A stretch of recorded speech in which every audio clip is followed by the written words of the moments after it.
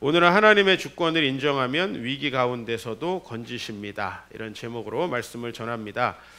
우리 인생이 다 위기가 닥치는데 여러분들도 지금 현재 위기인 분들도 계시겠고 또 과거에 그런 위기가 있으신 분들도 계시겠지만 사실 우리가 이 세상을 살면서 위기가 없었던 적이 없을 겁니다. 저도 제가 교회를 개척할 때 참 위기였던 것 같고 또 제가 대학생 때 주님을 외면할 때도 저의 삶에 많은 위기가 있었습니다. 근데 다양한 위기들이 우리 크리스찬에게도 그대로 있다는 거죠. 왜 우리는 그리스도인인데 위기가 우리에게 찾아올까라고 하는데 우리 인생의 위기라는 건 본질적인 것입니다. 여러분이 죄를 지으면 그 죄 때문에 위기가 찾아오고 여러분들이 선하게 아름답게 살아가려고 그러면 사단이 시험하기 때문에 위기가 찾아옵니다. 우리가 사실 이 위기라는 것을 벗어나서 살려면 이 세상에서 그것은 불가능하다.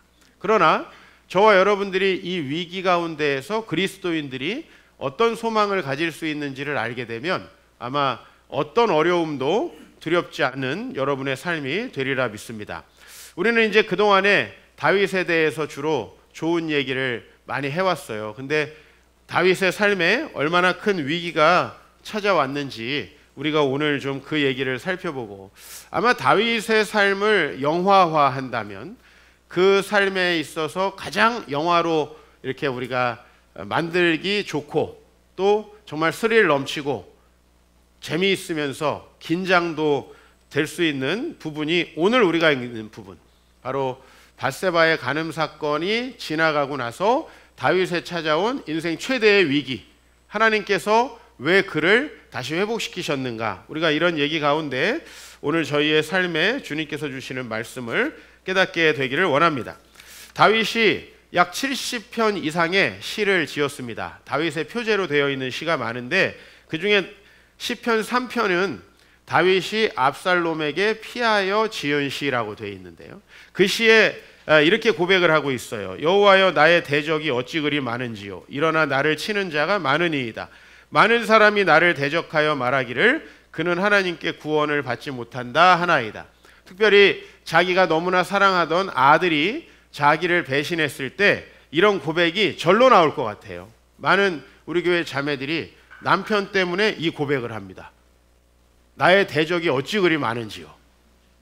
일어나 나를 치는 자가 많습니다. 반대로 많은 형제들이 아내 때문에 힘들 때, 직장에서 힘들 때는 이런 고백 안 해요. 이렇게 학교에서 힘들 땐 이런 고백 안 해요. 근데 가정에서 힘들 때 이 고백이 나와요.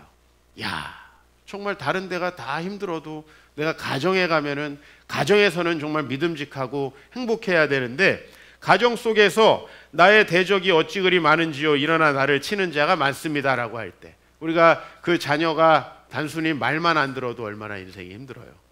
근데 그 자녀가 자기의 왕권을 빼앗으려고 할 때, 그러면 다윗에겐 왜 이런 일이 일어났는가? 그것은 바로 다윗이 왕이었기 때문에 그래요.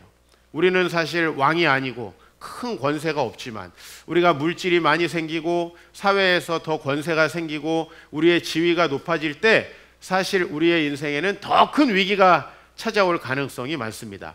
다윗을 중심으로 다윗은 왕이었기 때문에 왕의 주변에는요 항상 그 왕권을 빼앗으려는 자들이 있기 마련이에요. 여러분들이 좀 어렸을 때부터 사회에서 일찍 성공한 사람들은 알 거예요. 얼마나 시기하는 사람이 많은지. 그러면 성공하지 못한 사람, 특별히 자기가 내세울 게 없는 사람은 시험도 없는 거예요. 그러나 하나님이 사용하시는 사람들은 시험도 많고 어려움도 많아요. 지난 금요일에 우리 교회 파송 선교사님, 이종식 선교사님 오셨습니다. 근데 참 선교사님 가정이 마음으로 최근 몇 년 사이에 많이 힘드셨어요. 왜냐하면 우리가 가서 섬기는 붕화교회에 이제 정말 최고로 이 친구는 신앙이 좋고 좀 섬길 수 있는 사람이다 해서 신학교를 보내려고 했던 친구가 교회를 안 나와요. 또 로옥교회에서 제가 중학교 때부터 그 친구를 봤는데 제가 가면 늘 통역해주고 정말 사랑으로 교제하던 자매가 신학교를 보냈더니 신학을 포기해요. 얼마나 시험이 많은지 몰라요. 여러분, 왜 우리는 믿음 가운데 살아가는데 위기가 찾아오느냐라고 생각할 수 있어요. 그러나 여러분이 한번 사단의 입장에서 생각을 해보세요. 넘어져 있는 사람, 시험을 뭐하러 합니까?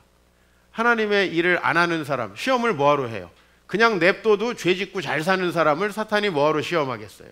오히려 여러분에게 사단의 시험이 없다면 나 너무 하나님 앞에 나태한 거 아니야? 그런 생각하셔야 돼요. 사탄 입장에서 우리 생각을 해봐야지. 역지사지. 사탄 같으면 나를 공격하겠나? 사탄이 날 좋아하겠다. 지금처럼 냅둬도 가정이 어려워지고 막 교회에 가서 분란을 일으키는데 뭘 시험해요, 우리를? 그렇죠? 근데 붕화교회, 로옥교회도 보면은 너무나 여러 가지로 섬김의 열매, 선교사님들이 정말 기대하고 앞으로 교회를 맡길 수 있다고 생각하는 친구들이 넘어져요. 참 이럴 때 힘들 거예요. 그렇죠? 그래도 꿋꿋이 그런 어려움들을 이겨나가시는 가정이 오히려 존경스러울 따름입니다. 사실요, 여러분의 인생의 위기는 여러분이 하나님을 잘 믿어도 오고요, 잘 안 믿어도 와요. 그러나 그 결과는 좀 달라요. 여러분이 오늘 그 사실을 아셔야 돼요. 다윗에게 큰 위기가 찾아왔고, 다윗은 이런 식의 고백을 40편 이상의 시에서 이야기를 해요. 정말 다윗은 고난이 많았어요. 우리가 지금까지 봤듯이. 특별히 다윗에게 뼈아픈 일이 벌어져요. 그건 뭐냐면 다윗이 여러 아내가 있었고 그들에게 각기 다른 이복 형제들이 있었어요. 그런데 그 이복 형제 중에 암논이라고 하는 친구가 다윗의 꽤 총애를 받던 아들이었는데 또 다른 이복 자매 다말이라고 하는 사람을 간음합니다. 여러분, 다윗이 암논이 하는 일을 보고 어떤 생각을 했을까요? 저 아들을 탓할 수가 없었을 거예요. 왜요? 자기도 간음을 했거든요. 자기도 우리아의 아내를 빼앗아 간음했잖아요. 암논을 봤을 때 2배로 뼈 아팠을 거예요. 왜? 그 아들이 간음을 한다는 자체도 뼈 아프지만 그 모습이 너무나 자기의 옛날의 모습을 떠오르게 한다는 거예요. 여러분, 자녀들 키우다 보면 자녀들이 어디서 배우겠어요? 제가 참 여기 저희 교회 성도들이 주로 초창기에 지방에 집을 두고 혹은 부모님은 다른 교회에 다니고 청년들만 이렇게 모인 분들이 주로였어요. 그런데 제가 청년들의 살아가는 모습을 보면 부모님을 만나보면 너무 비슷해요. 이 청년들이 참 나누기를 좋아하는 사람들은 부모님도 그렇게 후덕하세요. 그 부모님의 모습이 상당히 닮아 있어요. 시니컬한 사람은 부모님 만나면 되게 시니컬해요. 굉장히 많이 닮아 있어요. 사실 우리가 우리 자녀들의 문제 때문에 힘든 게 뭐예요? 남 같지 않아요. 남 같지 않아요. 네, 우리 지민이가 재현이를 맨날 괴롭혀요. 못생겼다, 뭐 뚱뚱하다, 배 나왔다. 남 같지가 않아요. 네. 내가 참 형으로서 몹쓸 짓을 많이 했구나. 지민이를 나무래면서도 참 내 아들이구나. 다윗이 얼마나 뼈 아팠을까요? 자기의 자녀들이 서로 이렇게 성적인 문제를 일으킬 때. 그런데 더 심각한 건 뭐죠? 용모가 더 아름답고 다윗이 가장 총애하던 아들이 있어요. 여러분, 사실 아들들, 자녀들이 많다고 한번 생각해요. 지금 하나, 둘이니까 우리가 선택할 저희가 없잖아요. 그냥 무조건 이쁘잖아. 그런데 여러 명이 있으면 유난히 나를 닮고 좀 더 사회생활도 잘할 것 같은 자녀들이 있어요. 그렇죠? 그 자녀에게 또 내 마음이 더 가는 것도 사실이죠. 다윗이 가장 마음이 갔던 아들은 압살롬입니다. 리더십도 있고 뭔가 앞으로 왕이 될 수 있을 만한 큰 제목이었어요. 그런데 하필 그 압살롬이 이제 건너지 말아야 될 강을 건너게 되죠. 암논이 강제로 간음했던 다말이라고 하는 친구가 바로 자기의 친동생이었어요. 오랫동안 마음의 복수심을 숨기고 진짜 복수를 준비합니다. 원래 이 복수심이 드러나는 사람들은 선수가 아니에요. 그죠? 감추고 계략을 준비하는데 몇 년이 지나고 다 잊어버렸을 것 같은 시기에 왕자들을 초청하고 잔치를 준비합니다. 그리고 이렇게 말하죠. 압살롬이 그의 종들에게 너희는 이제 암논의 마음이 술로 즐거워할 때를 자세히 보다가 내가 너희에게 암논을 치라. 그죠?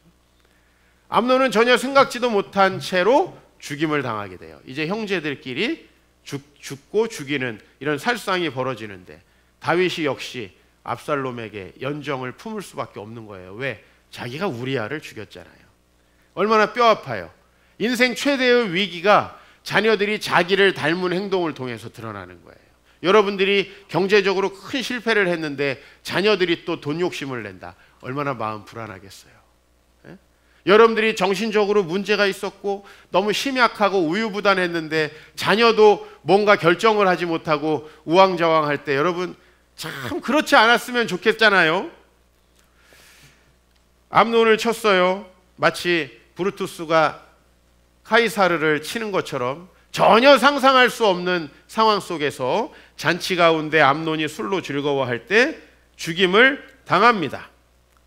여러분 이것만 해도 인생에 엄청나게 큰 고백이잖아요. 그런데 이때부터 압살롬과 다윗의 사이는 갈라지게 됩니다. 나중에 요압이라는 장군 때문에 이 둘이 화해하는 것 같지만 사실은 압살롬은 굉장히 출중한 사람이었어요. 여러분 이 출중한 사람들은 유혹이 많습니다.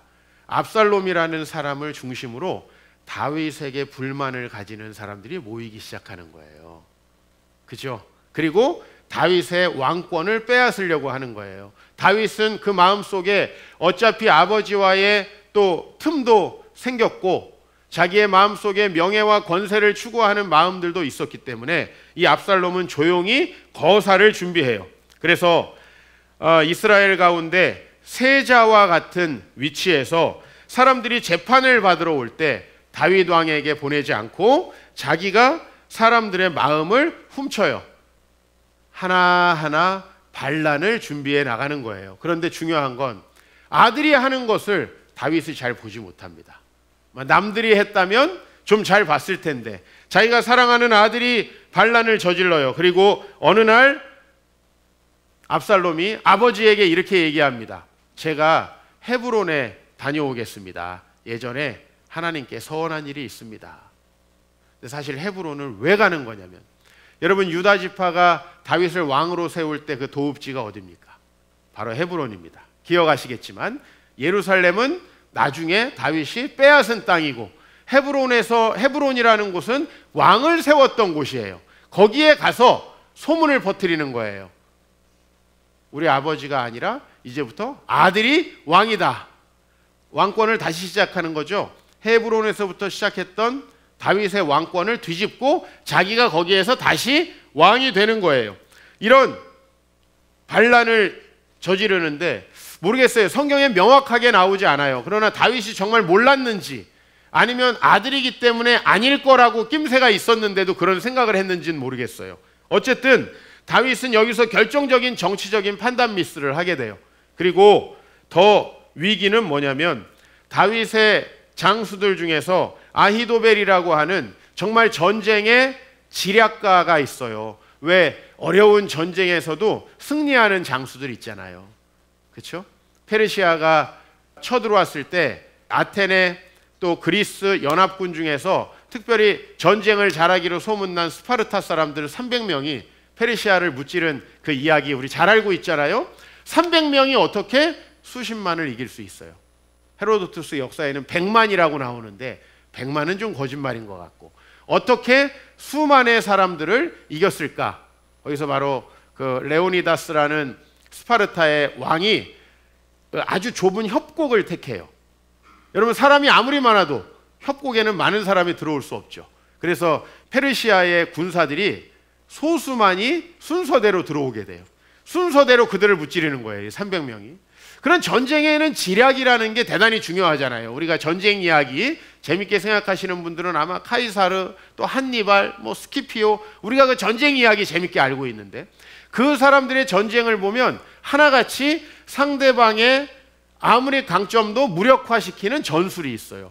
그런 전술에 아주 능했던 사람이 누구냐면 아히도벨이라고 하는 사람이에요. 그 다음 모습을 보면 압살롬이 사람을 보내서 다윗의 모사 길로 사람 아히도벨을 불러요. 아마 아히도벨은 이때 정말 전쟁의 지략이 뛰어난 사람인데 다윗의 정권에서 크게 쓰임을 받지 못했던 것 같아요. 압살롬이 그의 마음을 싹 뺐으니까 그가 압살롬에게로 갑니다. 점점 반역의 세월이 이제 형성되기 시작하는 거예요. 얼마나 큰 위기입니까? 아들은 이렇게 반역을 하고 결국은 예루살렘을 탈환하게 됩니다. 압살롬이. 여러분, 어떻게 이런 일이 벌어질까에 대해서 다윗은 이때 아마 하나님께 많이 섭섭했을 것 같아요. 다윗이 그동안에 얼마나 수고했습니까? 그가 블레셋을 대항해서 싸우고 골리앗 앞에서 목숨을 걸고 또 많은 어려운 사람들이 자기에게 왔을 때 그들을 다 받아주고 이스라엘 사람들을 위해서 자기 목숨을 바치고 성전을 위해서 자기 재산을 바치고 여호와의 법궤를 가져왔던 우리 사건을 그동안 알고 있잖아요. 어떻게 다윗에게 이런 일이 벌어지는가라고 하는 거죠. 우리는 때때로 이런 위기가 왜 찾아올까에 대해서 하나님께 섭섭합니다. 그러나 위기는 굉장히 본질적인 거예요. 다윗은 충실히 하나님의 사명을 감당했지만 세상 사람들은 그를 한 사람의 권력자로 보고 시기하고 질투했습니다. 그런 마음이 압살롬이라고 하는 반역을 하기에 적합한 한 지도자를 만났을 때 터진 거예요. 이런 어려움이 있을 때 하나님은 그를 어떻게 건지시는가라는 것입니다. 첫 번째로는 우리가 발음이 좀 그렇지만 시바라고 하는 사람이 있어요. 우리 16장 1절을 한번 같이 읽어봐요. 시작.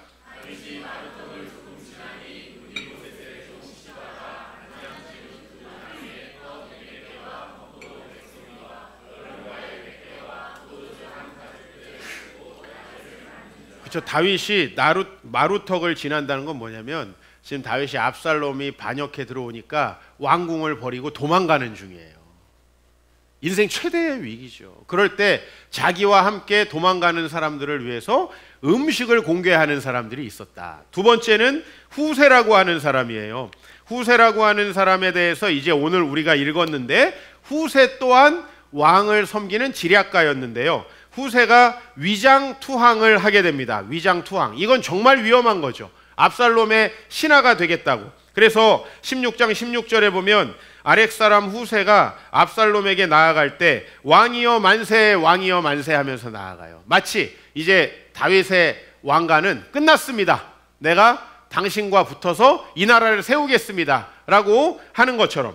근데 사실요, 후세라는 사람이 어떤 역할을 하게 되냐면 아까 제가 얘기했던 아히도벨이라고 하는 사람이 있는데 그 사람은 너무 전쟁에 뛰어난 사람이에요. 아히도벨이 먼저 압살롬에게 이 반역이 성공할 수 있는 방법을 제시합니다. 그건 뭐냐면 지금 다윗은요, 죄책감에 또 자기에게 찾아온 이 인생의 위기 가운데 지쳐버렸어요. 특히 아들이 자기를 반역했기 때문에 그 아들을 칠 수도 없고 대항할 수도 없는 상태에서 아들이 오니까 왕궁을 그냥 비워줬어요. 여러분, 사람이 육체적으로 건강한 것도 중요한데요, 마음으로 포기하면 끝나는 거예요. 그렇죠? 마음으로 내 자신이 이제 안 되겠구나. 다윗은 그런 마음으로 있어요. 아히도벨이 얼마나 똑똑한 사람이냐면 적장인 다윗이 그렇게 마음이 무너져 있는 것을 알고 있었어요. 그래서 아히도벨이 이런 식으로 얘기합니다. 압살롬 왕이여, 많은 군대가 필요 없습니다. 지금 아버지의 마음은 지치고 군대가 오합지졸이니까 지금 당장 쳐들어가서, 많이 도망가지 못했으니까 쳐들어가서 다윗의 남은 잔당들을 소탕하면 반란에 승리할 수 있습니다 라고 제시를 해요. 만약에 그대로 됐다면 이스라엘은 압살롬의 손에 넘어갔을 거예요. 그런데 이 후세라는 사람이 갑자기 다윗을 포장하기 시작해요. 압살롬, 당신 알지 않느냐? 다윗이 얼마나 큰 전쟁을 치러왔고 그 전쟁에서 승리했는 줄 알지 않느냐? 그리고 지금 당신이 반역해서 다윗과 그 나머지 잔당들이 지금 마음이 분노로 가득 차 있다 그러면서 그림 언어를 사용해요. 여러분, 사람이 그림 언어를 사용해야 상대방 설득할 수 있어요. 마치 다윗은 새끼를 빼앗긴 곰과 같습니다. 이렇게 표현을 합니다. 그 모습, 당장 다 씹어 삼킬 것 같은 그런 모습으로 연상이 되죠. 그리고 다윗이 얼마나 훌륭했던 왕인지를 얘기해요. 그래서 지금 우리가 이 소수가 전쟁을 하면 안 되고 온 이스라엘에서 병사들을 모아가지고 그를 쳐들어가야 됩니다 라고 이야기를 한 거예요. 근데 사실 이거는 후세가 왜 이런 얘기를 했냐면 목숨을 걸고 한 거예요. 다윗 왕을 위해서 하나님이 보내셔서 다윗 왕에게 시간을 벌어주는 거예요. 후세라는 사람이 어떤 작전을 짜죠? 많은 사람들을 단에서부터 브엘세바까지 모아야 됩니다. 그러면 이거는 군사력은 많아져서 좋아요. 근데 시간이 늦어져서 상대방이 대비할 준비를 하게 되는 거죠. 단에서부터 브엘세바까지 사람을 모으려면 적어도 며칠이 걸립니다. 그 사이에 이 후세라는 사람은 압살롬에게 시간을 끌기 위해서 이 작전을 말해요. 아마 이걸 영화로 그린다면 후세의 마음이 두근반 세근반 했을 거예요. 왜? 후세는 지금 이렇게 말하고요, 뒤로는 전령을 보내가지고 내가 시간을 끌고 있으니 빨리 도망치십시오 라고 이야기를 해요. 근데 만약에 이 전령이 가다가 잡히면 어떻게 돼요? 이거 너무 재밌지 않아요? 영화 보지 말고 이런 걸 보라고. 연속곡 보지 말고, 뻔한 심파극 보지 말고 이런 걸 보라고요. 진짜 재밌어요. 지금 오늘 우리가 읽은 장면이 영어로 말하면 정말 가장 위기가 고조되는 거예요. 지금 아히도벨의 전략을 택하면 다윗은 딱 죽기 알맞아요. 그런데 후세라는 사람이 제안을 딱 한 거예요. 제발 마음속으로 했겠죠. 근데 이상하게 그 전까지 압살롬과 그 반란군이 전부 다 아히도벨이라는 사람의 말을 듣다가 이번만큼은 어떻게 했어요? 오늘 우리 14절 말씀 아시죠? 그죠? 같이 읽어볼까요? 압살롬과 온 이스라엘 사람들이 이르되 아렉 사람 후세의 계략은 아히도벨의 계략보다 낫다. 이건요, 상대방을 완전히 멍청하게 만드신 거예요. 다윗은 지금 할 수 있는 게 전혀 없어요. 그렇죠? 다윗은 나중에 어떻죠? 압살롬을 죽인 사람을 책망까지 해요. 왜? 아들이기 때문에. 이 반란군을 진압할 의지가 없는 거예요. 압살롬은 지금 마음이 다 무너져 버렸어요. 게다가 아이고, 아들 저렇게 된 거 다 내 탓이야, 이런 생각 안 들겠어요? 지금 아들이 자기가 간음했던 일 때문에 서로 간음하고 죽이는 일이 벌어졌어요. 어떻게 그 자녀들 탓을 하겠어요? 다윗은 지금 하나님의 사명보다도 자기의 죄책감 속에서 완전히 침잠해 있는 거예요. 그런데 그 다윗을 위해서 하나님이 이 순간만큼 후세라는 사람을 택하게 만든 거죠. 이건 놀라운 거예요. 여러분, 사람이 사람 마음을 바꾼다는 게 얼마나 어려워요. 천하의 누구를 설득해도 압살롬 마음 바꿀 수 없을 거거든요. 여러분, 같이 결혼해서 살아보잖아요. 여러분이 아내의 마음을 바꿀 수 있으면 천하를 호령할 수 있어요. 여러분이 남편의 습관을 바꿀 수 있다면 정말 대단한 거예요. 안 바뀌거든요, 사람의 마음이. 어떻게 사람의 마음이 바뀝니까? 그런데 그걸 누가 하시냐면 하나님이 하시는 거예요. 왜? 여기 설명이 이렇게 돼 있어요. 이거는 저자의 각주인 거죠. 압살롬에게 여호와께서 화를 내리려 하사 아히도벨의 좋은 계략을 물리치라고 명령하셨어요. 이 이후에 이 하나의 사건 때문에 어마어마한 일이 벌어지는데, 이 아히도벨이라는 사람이 자살을 합니다. 이유가 두 가지예요. 하나는 자기의 계략이 받아들여지지 않았기 때문에. 그 다음에 아히도벨은 자기가 알죠. 다시 다윗이 반란을 진압하면 자기는 어떻게 되겠어요? 죽죠. 잡혀서 죽을 걸 아는 거예요. 근데 후세의 계략대로 하면 안 된다는 걸 아히도벨은 아는 거예요. 자기가 계략을 전했는데 후세의 계략을 택하는 거 보고 자기의 계략이 채택되지 않았기 때문에 죽었다. 저는 두 가지인 것 같아요. 하나는 이 계략이 채택되지 않은 것 때문에 장수로서 마지막 자존심이 상한 거예요. 두 번째는 이 계략이 채택되지 않아서 만약에 압살롬의 부대가 지면 자기는 반역자로서 처형을 당할 게 너무 분명하죠. 자, 압살롬에게는 지략가가 사라져버렸어요. 왜? 후세는 어차피 다윗의 편이거든요. 오늘 이렇게 하면서 이제 하나님께서 더 놀라운 일을 행하시는데, 이제 이 이후에 후세라는 사람이 전령을 보내거든요. 두 사람의 아히마스와 요나단이라는 전령을 보내요, 다윗에게. 그래서 그들에게 이 압살롬의 부대의 상황을 전해주고 도망치라고 이제 지시를 해주는데, 이걸 또 압살롬의 신하들이 알고 뒤쫓습니다. 그런데 오늘 19절 말씀을 보면은 그 집 여인이 덮을 것을 가져다가 우물 아기를 덮고 찌은 곡식을 그 위에 널매 전혀 알지 못하더라. 새로운 곡식을 껍데기를 벗겨가지고 말리는 것처럼 해서 우물 위에다가 싹 얹어놔요. 진짜 스릴 넘치죠. 그 밑에다가 후세의 전령 두 사람을 숨깁니다. 그리고 압살롬의 종들이 와서 여인에게 아히마아스와 요나단 어디 있느냐, 왜? 잡아서 고문해가지고 누가 시켰는지 이거 알아내야 이제 후세를 찾아낼 수 있잖아요. 지금 분명히 내부에서 정보가 새고 있어요. 거의 뭐 밀정 아닙니까 이거? 지금 잡아내서 고문해서 죽여야 되는 거예요. 근데 찾지 못하도록 이 여인이 돕습니다. 여러분, 하나님께서 놀라운 역사하심으로 다윗은 지금 이 위기에서 전혀 벗어날 수 있는 마음의 여유도 없고 지략도 없는 상태였는데 하나님이 그를 도우신 거죠. 여기 몇 가지 이유가 있어요. 아까 전에 시바라고 하는 사람이 많은 음식을 제공했다고 했는데요. 이것은 바로 다윗이 평소에 선대를 베풀었기 때문이에요. 다윗은 왕이 됐어요. 근데 원래 다윗이 아버지의 왕을 이은 게 아니잖아요. 왕이 끊어지고 새로운 왕이 된 거잖아요. 그러면 사실은요, 전대 왕의 씨족을 말려야 되는 거예요. 이거는 고대의 모든 정권의 기본적인 거예요. 그런데 다윗은 사울의 자녀들을 선대했습니다. 그 사람이 누구냐면 무비보셋이고, 음식을 제공한 사람이 바로 그의 종이에요. 이 무비보셋은 자기가 언젠가 선을 행해서 다윗을 도와야 되겠다는 생각을 하고 있었던 거예요.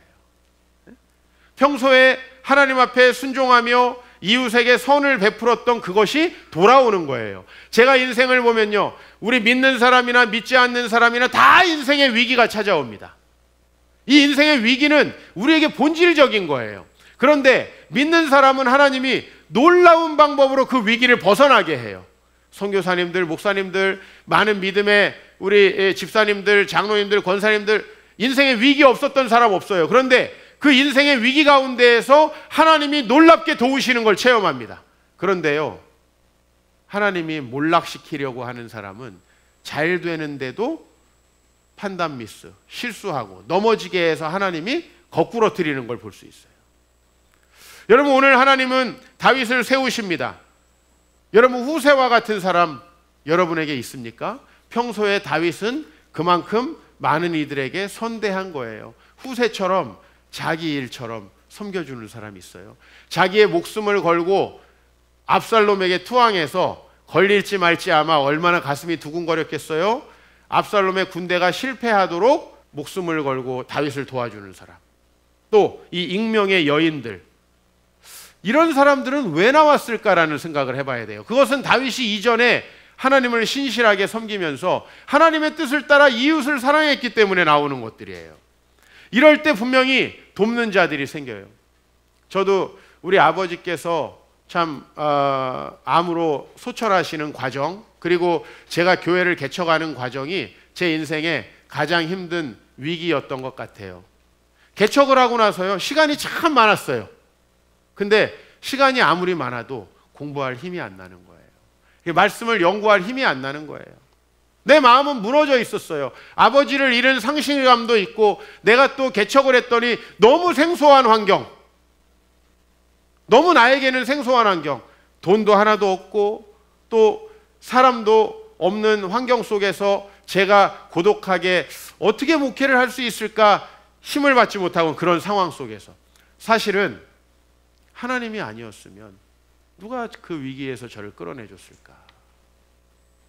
여러분, 인생의 위기 가운데 하나님만이 우리를 그 위기에서 건지실 수 있어요. 여러분이 계산해서 욕심내서 살아보세요. 위기 때 여러분을 돕는 사람 아무도 없습니다.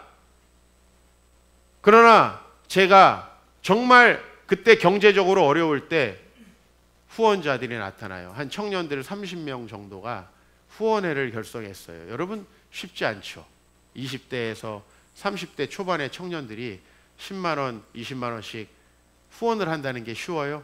그 작은 월급에서 하나님께 드리는 11조도 안 드리는 청년들이 태반인데 후원회가 결성된다니 참 저한테는 이례적인 일이었어요. 근데 제가 교회를 사임하고 이틀 있다가 한 자매가 만나자 그래서 여기 예술의 전당에 있는 카페에서 만났습니다. 그랬더니 그 자매가, 사실 목사님을 돕고 싶어하는 사람들이 꽤 주변에 있어서 제가 총대를 메고 후원회장을 하겠습니다. 그 자매가 제가 저희 교회에서 작은 사례비를 받을 때까지 저를 도와주셨어요. 전 그런 일 없으면 아마 일어설 수 없었을 거예요. 제가 공부하지 못하고 힘들고 어려울 때 하나님께서는 저를 너무나 잘 아시고 제가 대학교 강단에서 가르칠 수 있는 기회를 주셨어요. 물론 저는 그때 학위도 없었고 자격이 안 되는 사람이었어요. 그런데 저에게 그런 환경들을 주시고 저를 일으키시고 다시 저를 말씀을 연구하고 회복시켰는데, 사실 많은 사람들이 착각하고 있어요. 내가 교회를 개척한 다음에 열심히 말씀을 연구해서 교회를 세운 걸로. 그러나 저도 교회를 세우고 너무나 저도 낙심해 있고 바뀐 환경에 적응하지 못하고, 아마 초창기에 우리 교회에 나오셨던 분들 제가 이런 얘기한 거 기억할 거예요. 우리 교회에 적응을 제일 못하는 게 나다. 말이 됩니까? 내가 세워놓고 내가 적응이 안 돼. 내가 적응이 안 돼. 왜? 이렇게 돈 없이 사람 없이 일해본 적도 없고, 이렇게 외로웠던 적도 없고, 이렇게 연락 안 왔던 적도 없고, 너무나 힘들고 어려울 때 많은 사람들이 저를 도우셔서 위기를 건져주시더라고요. 저는 왜 하나님이 압살롬에게는 화를 내리시고 그리고 다윗을 살리셨을까? 그 이유를 정말 이번 주에 곰곰이 생각을 해봤어요. 근데 답은 하나예요. 따라합시다. 그래도 다윗이다. 무슨 얘기인지 아세요? 압살롬에게 나라가 넘어가면, 그래서 압살롬이 이 정권을 잡으면 압살롬은 분명히 자기의 권세를 위해서 하나님 나라고 뭐고 없었을 거예요. 하나님은 그래도 다윗이었던 거예요. 그가 밧세바로 인해서 범죄하고 그의 가정이 이렇게 어려워졌지만 그래도 다윗인 거예요. 저는 오늘 여러분에게 좀 도전합니다. 여러분 인생의 위기 가운데 하나님 여러분 분명 도우실 겁니다. 그러나 하나님이 여러분을 정말 세워가실 때 이런 생각을 하실 거예요. 내가 이 아이를 정말 도와야 되는가? 하나님이 당신의 계획을 이루어 가실 때 그래도 우리가 필요하다면요, 하나님은 도와주시는 거예요. 오늘 이 각본은요, 당연히 다윗이 지는 각본이에요. 왜냐하면 이때 다윗의 마음이 얼마나 무너져 있었냐면, 여러분 아들이 반역을 했는데 그 아들을 요압 장군이 죽여요. 나중에 그것도 얼마나 웃겨요. 머리가 치렁치렁 했는데 하필 그 머리가 나무에 걸려가지고 있을 때 요압 장군이 죽이잖아요. 근데 그 반란이 진압됐다는 소식에도 다윗은 전혀 기뻐하지 않습니다. 내 아들 압살롬이 죽었다니 슬퍼해요. 아마 주변 사람들이 봤을 때 속 터졌을 거예요. 그 압살롬이 자기를 죽이려고 하고 후궁들을 겁탈했는데도 불구하고 그 아들에 대한 연정에서 벗어나지 못합니다. 그런 약한 사람이 다윗이에요. 그렇게 연약한 사람이 다윗이라고요. 그런데 하나님은 그를 포기하지 않으시는 거예요. 왜요? 따라합시다. 그래도 다윗이기 때문에. 네. 하나님 그가 필요한 거예요. 여러분 하나님께 필요한 사람이 되세요. 온 세상을 주장하는 하나님께 필요한 사람이 되면요, 여러분 정말 이해할 수 없는 방식으로 하나님이 여러분을 도와주세요. 가정이 우리 힘으로 세워져요? 우리 힘으로 결혼식 준비하고 우리 힘으로 신혼여행 갔다 오고 디오스로 쫙 깔면 가정이 세워집니까? 인테리어하고 화장실 고쳐주면 우리 와이프가 나를 정말 존경해 주던가요? 여러분 정말 남편을 위해서 희생하고 헌신하면 남편이 정말 아이고 당신밖에 없소 하고 업고 다니던가요? 우리 인생 그렇게 내 맘대로 안 돼요. 자식도 내 맘대로 안 돼요. 자식에게 소망 두지 마세요, 여러분. 내 맘대로 안 돼요. 여러분 그걸 믿고 살 수 없단 말이에요. 하물며 여러분 남을 믿고 살아요? 우리가 공동체에 와가지고 서로를 사랑해요? 어떻게 믿어서? 남편도 아내도 나를 사랑해 주지 않는데 뭘 믿고 우리가 서로 사랑할 수 있죠? 근데요, 너무 놀라운 것은 제가 하나님을 향해서 간청할 때 하나님이 저를 너무 사랑해 주시는 성도님들 보내주시더라고요. 우린 다윗에게서 이런 모습을 발견합니다. 사무엘하 12장 밧세바 사건이 끝난 다음이에요. 다윗이 다시 군사를 모아서 라빠로 가서 그곳을 쳐서 점령한다. 다윗은 그 어려운 일이 있어도 다시 하나님께 나아가서 그 땅을 정복하는 일에 힘씁니다. 이게 다윗이에요. 19장에 보면 무비보셋이라는 사람이 나옵니다. 다윗은 반역을 당했어요. 다윗이 반역을 당할 때 반역에 동조하는 사람은 예루살렘에 있었어요. 반역을 반대하는 사람들은 다윗을 따라 우리식으로 말하면 강원도 뭐 이런 데로 같이 따라갔던 거예요. 근데 이 무비보셋이라는 사람은 안 갔어요. 그럼 다윗이 복수할 수도 있어요. 근데 오늘 무비보셋이 나와서 왕을 맞아요. 사실 무비보셋은 다리에 장애가 있는 사람이에요. 사실 제가 너무나 왕을 동조하고 싶었는데 제가 갈 수 없었기 때문에 압살롬이 편인 것처럼 예루살렘에 있었던 것이에요. 다윗은 또 이 사람에게 은혜를 베풉니다. 다윗은 사울의 자녀를 끝까지 돌봐요. 요나단과의 약속을 지켜요. 제가 볼 때요, 밧세바 간음 사건 이후에 다윗은 위기가 많았어요. 그러나 하나님을 향한 그의 마음은 변하지 않았어요. 물론 그는 너무 우유부단했어요. 다윗의 모습을 보면요, 조조 같은 모습이 없어요.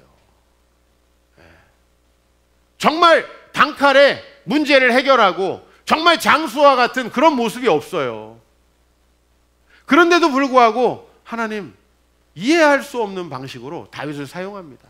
여러분, 어렸을 때 공부 잘하고 뭐 집안 좋고 한 사람 다 성공하던가요? 인생을 한번 살펴보세요. 전혀 그렇지 않아요. 좋은 조건을 가지고 있는 사람 성공하던가요? 저도 대학교 20 몇 년 전에 20살 때 전부 다 그냥 나름대로의 꿈을 품고 같이 입학했던 친구들 전부 다 뭔가 세상에서 대단한 게 될 줄 알았어요. 천만의 말씀이에요. 우리 인생이 하나님이 없으면 다 꺾이고 쓰러지고 넘어집니다. 인생의 위기에서 구원해 주시지 않으면 안 돼요. 그런데 하나님이 사용하시려는 사람은 인생의 위기에서 건져주시더라고요. 그래서 다윗은 이렇게 고백하는 거예요. 여호와는 나의 빛이요 나의 구원이시요 내가 누구를 두려워하리요? 여호와는 내 생명의 능력이시니 내가 누구를 무서워하리요? 악인들이 내 살을 먹으려고 내게로 왔으나 나의 대적들 나의 원수들인 그들이 실족하여 넘어졌도다. 군대가 나를 대적하여 진칠지라도 내 마음이 두렵지 아니하며 전쟁이 일어나 나를 치려 할지라도 나는 여전히 태어나리로다. 삶에 아무 위기가 없는 평안한 삶, 그런 거 여러분 원하지 마십시오. 그리스도인의 삶은 어떤 삶이냐면 세상 사람들처럼 여러 위기가 있어요. 그럼 여러분 처음에 억울하겠죠. 내가 하나님을 믿는데 왜 위기가 찾아올까? 근데 그 위기가 우리에게 두 가지의 큰 유익이 있어요. 하나는 우리를 겸손하게 만들어요. 아, 내 능력으로 하는 게 아니구나. 내가 이 위기를 극복하기에는 너무나 부족하구나. 그리고 거기에서 외부적인 도움이 와요. 그럴 때 이거 하나님께서 도와주시는 거구나. 내 능력이 아니라 하나님께서 당신의 능력으로 나를 도우시는구나. 여러분, 이 믿음보다 중요한 거 없어요. 이게 있어야 우리 인생을 살아갈 수 있어요. 내 능력으로 극복할 수 있다 하다가 여러분 인생의 위기에 닥쳐보세요. 내가 얼마나 연약한지 그 위기에 닥쳐보세요. 마음이 무너져서 살 수가 없어요. 그러나 오늘 다윗은 아무 일이 없었던 건 아니에요. 악인들이, 대적들이, 원수들이 찾아왔고 심지어는 군대가 자기를 대적하여 진쳤습니다. 그러나 다윗은 여전히 태어날 수 있습니다. 왜요? 그 위기 가운데서도 하나님은 자기의 위기를 극복해 주시기 때문에. 왜이냐라는 거예요. 우리가 다윗의 이야기를 좀 마무리하면서 왜 다윗을 하나님께서 이렇게 도와주셨을까? 그것은 그래도 다윗은 여전히 하나님 편에 있어요. 여전히 하나님의 계획을 이루려고 하세요. 여러분이 사장이라고 생각해 봐요.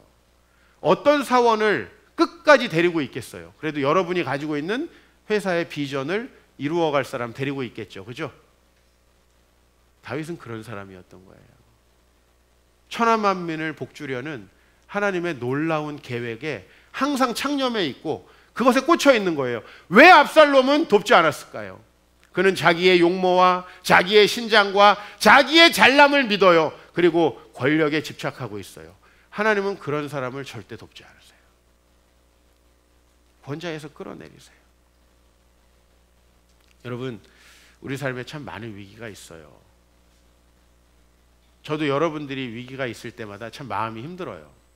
그런데 제가 늘 기쁘고 즐겁고 담대하게 여러분들에게 이 말씀을 선포할 수 있는 건 하나님의 그 위기를 통해서요, 우리를 겸손하게 하세요. 저도 참 제 잘난 맛에 살던 사람이에요. 근데 제가 사람들 앞에서는 참 교만합니다. 누구에게도 저는 머리를 숙이지 않아요. 당신이 뭔데 돈으로 권세로 나를 누르려고 해? 그러나요, 저는 인생을 살면서 내가 하나님이 없으면 얼마나 약한 존재인지 깨달았어요. 하나님이 없으면 내가 내 자식들도 절대 키울 수 없고, 하나님 없으면 내가 공동체는커녕 내 인생 하나 지탱할 수 없다는 것을 잘 알게 됐어요. 하나님 앞에 겸손한 게 진짜 아닙니까? 사람 앞에서 겸손한 척 하지 마세요. 말 듣는 척 하지 마세요. 여러분들이 하나님 앞에 얼마나 완고한지 그것만 깨트리면, 다윗과 같이 그것만 깨트리면 어떤 위기에서도 하나님이 여러분을 도우시리라 믿습니다.